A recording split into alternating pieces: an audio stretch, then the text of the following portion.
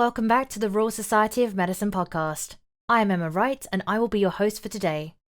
In this episode, we hear from Sindhu Ramesh, the Chief Medical Information Officer at Guy's and St Thomas Hospital in London, and Hamid Fahid, who works as a nurse in the Florence ward, which specialises in looking after people who need surgery for urological conditions.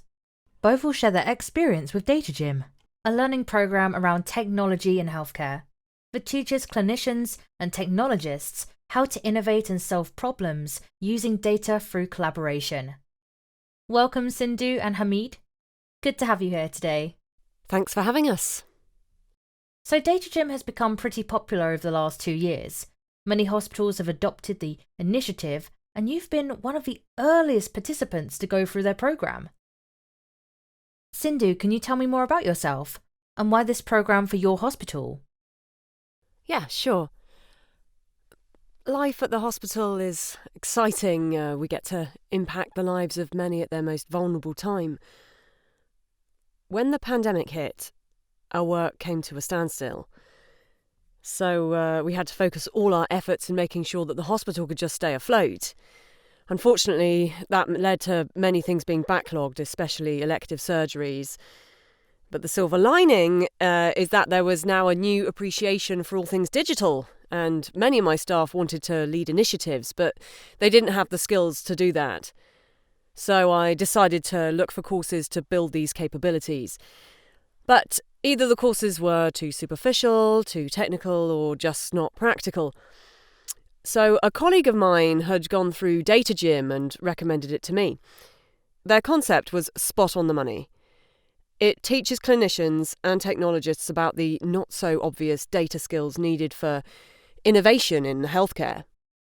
They mix people from different departments to work together on a real-world project while being supported with additional online lectures in fields where people need to improve their skills, and mentors that guide the teams through the projects. So when you're talking about developing data skills for clinicians, what does it mean? Do they learn how to code or build a website, etc.?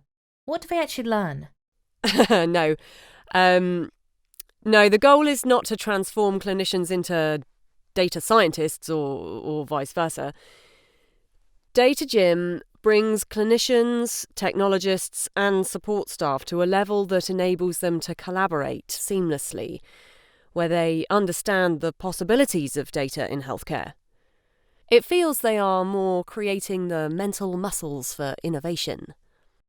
Hamid, you were in the very first cohort of Datagym. Can you share some of your experiences going through the program? Yes, sure. Okay, so in the very beginning, 24 of my colleagues and I started off by taking a data skills self-assessment. Basically, this helped Datagym understand which areas of knowledge each person was best at or had to improve on. So while some of my colleagues took a foundational course, in parallel we had workshops with multidisciplinary teams where we explored potential problem areas. We did this through design methods like conducting interviews, mapping experiences and data journeys, and creating personas and a bunch of other different tools. This step was crucial because people often act upon assumptions that just don't solve the correct problems.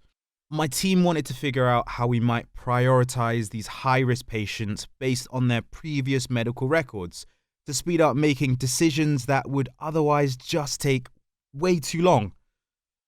With our battle cry in mind, we jumped into the next session, where in 2 days we had to come up with solutions to the issues we had identified. We built mock-ups of what we thought this solution would look like, and we quickly gathered feedback from the other participants. Man, we had so much fun thinking about crazy ideas, coming up with weird, funny and practical solutions.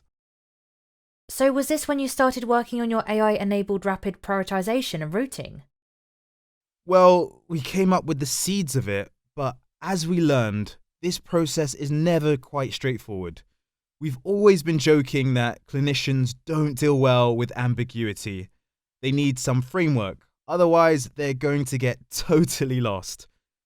In the final 2 months, we had to test and develop our solutions in a very independent and agile way, but received additional lectures and weekly progress meetings with our mentors. That sounds like a lot of work, Hamid. How did you manage to do that while still on the job? Well, it depends on the week, of course, but it was short enough to work on it on top of our own day jobs. I'd say it took about 3 hours every week, maybe a bit more, whenever we would have a review coming up, like the midterm presentation where we shared our progress to the other teams. After that, we had 1 month left to finalize our solutions. We fixed so many bugs and usability issues, tested out how it would work with our internal systems, and got it as close to implementation as possible. Sindhu, was this something you could implement right away in the hospital after the final presentation? No. Most of the projects were, of course, still in a rough beta stage. The purpose of Datagym was not to deliver fully functional outcomes, but rather to explore possibilities. And as some of the projects had the potential to be taken forward, we applied for a grant with Hamid's project from Guy's and St Thomas Foundation to develop it further. Wow, that's amazing. I wish we could talk longer, but our time is up now. Thank you for both coming, and thank you to our listeners at home. Make sure to follow us on Twitter at RCP London to stay connected with the latest news.